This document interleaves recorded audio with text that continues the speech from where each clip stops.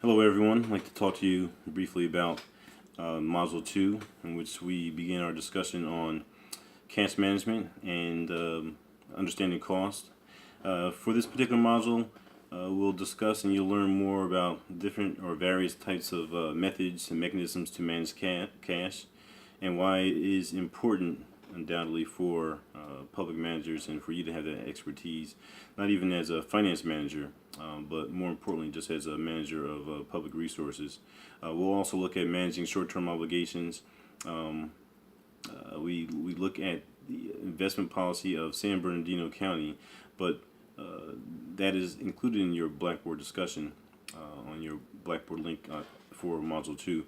But there are investment policy criteria that most organizations, public organizations, county and city, and even at the federal level and state level, obviously, are strongly recommended to follow. And for the most part, these organizations do follow the investment policy. So I provided you with an example from San Bernardino County so you can take a look at what's included there.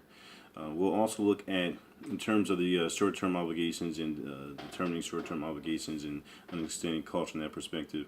We begin to look at the break-even analysis and how organizations can determine whether or not to make an investment in a particular project or an area. And the formula that is used is called the break-even quantity, and that is a component of public finance.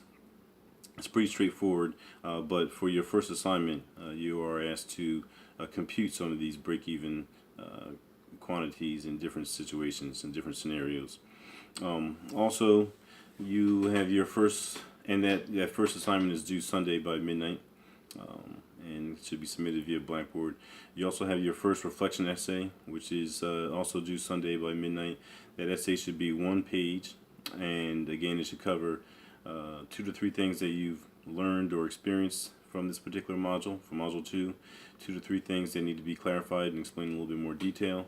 And then in the other module-specific question, ask, so what's the importance of understanding costs for yourself if you can simply go to your finance director or the Department of Finance to answer these basic questions. So, for example, if you work in Health and Human Services or public safety, how important is it for you to have an understanding of costs, and why should you have that basic understanding?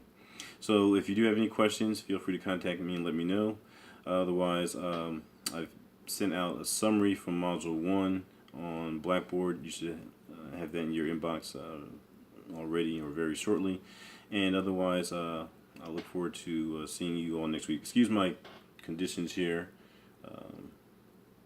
Banished to the garage since the kids are home from school. I figure it's easier to talk to you from here without any racket in the background. All right, I'll talk to you later. Thanks.